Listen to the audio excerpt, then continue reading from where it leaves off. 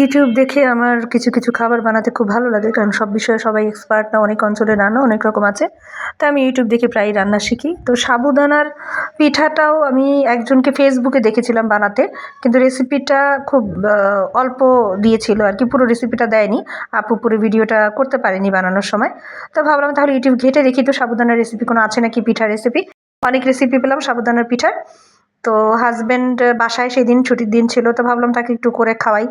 ছেলেও আছে, ছেলেও নারকেল দেওয়া যে কোনো পিঠা খুব পছন্দ করে।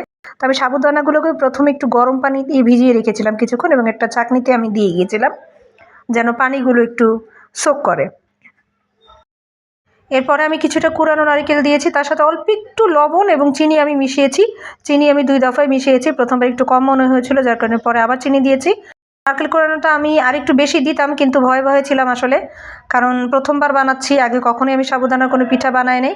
এটাকে সাগুদানাও বলে অনেকে, আবার সাবুদানাও বলে অনেকে। আমি আসলে জানি না একজ্যাক্ট কোনটা, আমি দুটোই বলতে শুনেছি, তাই আমি দুটোই বলছি। তো দিয়ে আমি একটু চেক করে নিচ্ছিলাম যে এটাকে আমি কি গোলা করতে পারবো কি না, বা পেঁয়াজুর মতো বড়ার মতো হবে কি না। অনেকটা সেরকম শেপে যখন চলে এসেছে তখন আমি এটাকে নাড়ানাড়ি করিনি। এরপরে আমি এটা কিছুক্ষণ 5 মিনিটের মতো আর কি রেস্টে রেখে দিয়েছিলাম। গরম পানি দিয়ে তো ছিলই 10 মিনিট। খুবই অল্প সময় লাগে, এবং অল্প সময়ের ভেতরে মেহমান আসলে এত চটপট হয়ে যাবে। এবং পিঠাটা যখন বানাচ্ছিলাম আমি খুবই ভয়ে ছিলাম, আদৌ হবে কি হবে না নরম, কারণ ওরা দেখিয়েছে মচমচে হয়েছে। আমারটা যদি নরম হয়ে যায় খেতে একদমই ভালো লাগবে না, ক্যাতক্যাতা লাগবে। তো এই ভয় শঙ্কা আশঙ্কা নিয়ে তারপর বিসমিল্লা বলে দিলাম তাওয়ায় চড়িয়ে, এবং পেঁয়াজের মতো শেপ করেই আমি তাওয়ায় দিচ্ছিলাম, আর ভয় ভয়ে ছিলাম। আর আমার হাজব্যান্ড শুনেই প্রথমে বলতেছে, ও ইউটিউব দেখে বানাচ্ছো, তাহলে তো ভালো হবে না।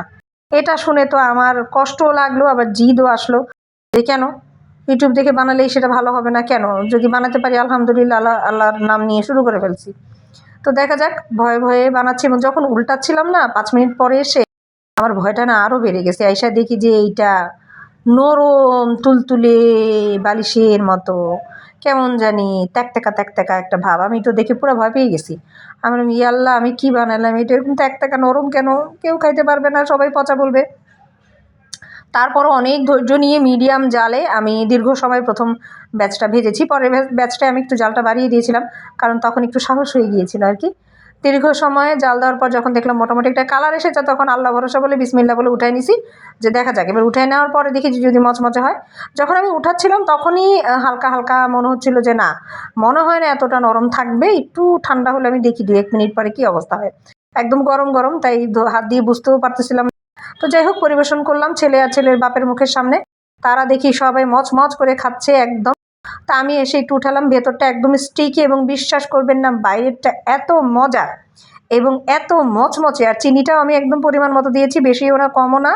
আর এরপর আরও কিছু নাস্তা ভেজেছিলাম, তার সাথে চা নিয়ে বসলাম, এবং আবার আমি নিলাম আপনাদেরকে দেখানোর জন্য। এবং সাবুদানার এই পিঠাটা প্লিজ আপনারা সবাই বাসা করে খাবেন।